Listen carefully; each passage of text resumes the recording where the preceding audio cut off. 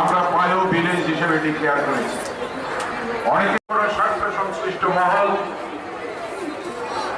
অপপ্রচার করে নেগেটিভ চিন্তাধারা সত্যটাকে আড়াল করা।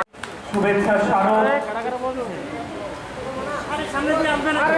প্রাক্তন মুখ্যমন্ত্রী মহোদয় দুজনকে ওনার পুষ্পস্তবকটি তুলে দিচ্ছেন। আমি চাইবে না জোরদার হাততালিও এই সুন্দর এই মুহূর্তটির জন্য। এবারে 5 খয়রপুর অ্যাসেম্বলি কনস্টিটিউয়েন্সির আন্ডার সভা মহোদয়কে অনুরোধ করছি স্বাগত বক্তব্য মহোদয়ের হাতে।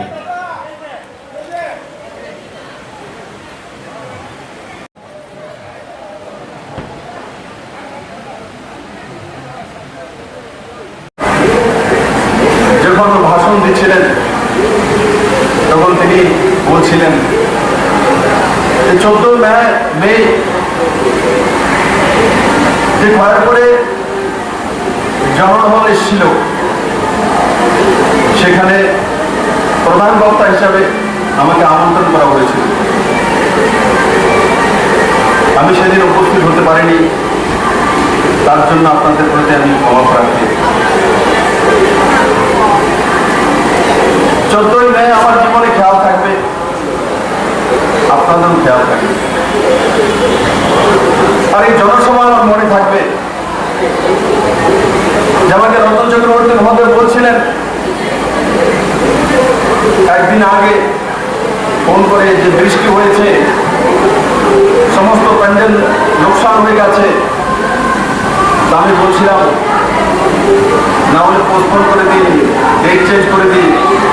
উনি বলছেন পোস্টপোন করা যাবে না, ডেটও চেঞ্জ করা যাবে না।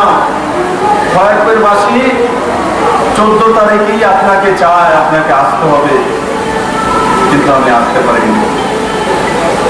আজকে আপনাদের কাছে আমি এসেছি। আমার সৌভাগ্য আবার আপনাদের কাছে আসার সুযোগ হয়েছে। বন্ধুরা, এই খাচ্চি পূজার সঙ্গে সঙ্গে রথযাত্রাও যে আমাদের পরম্পরাগত কার্যক্রম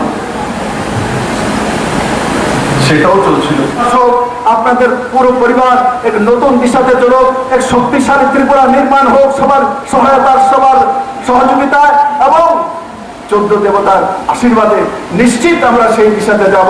আর এই মেলাতে লাগাতার ভিড় সেগুলো প্রমাণ করে দিয়েছে।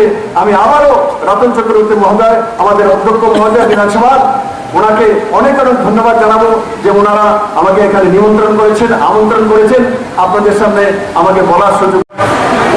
বন্যায় ভেঙে যাওয়া বাঁধগুলো নির্মাণ করা, আমাদের রাধানগর থেকে বর্ধাখান পর্যন্ত 6 কোটি টাকার উপর খরচ করে আমরা বাঁধগুলো নির্মাণ করেছি, যার জন্য আজ প্লাবনে কেউ দেখে যায় না।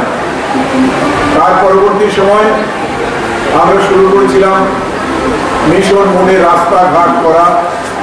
আমাদের এখানে ইতিমধ্যে খয়রপুর আমতলী বাইপাস তৈরি হয়ে গেছে, আপনারা দেখছেন।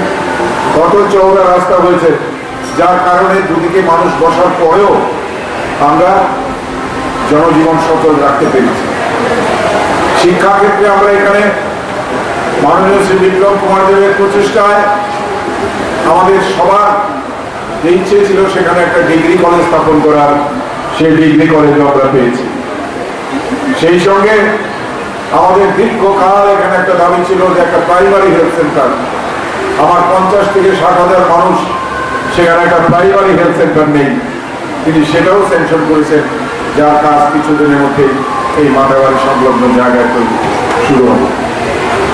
ওনার প্রচেষ্টায় আমরা এখানে চতুর্দশ দেবতা বাড়ি নিয়ে এই অঞ্চলটাকে আমরা পর্যটন দপ্তরের হাতে তুলে দিয়েছি।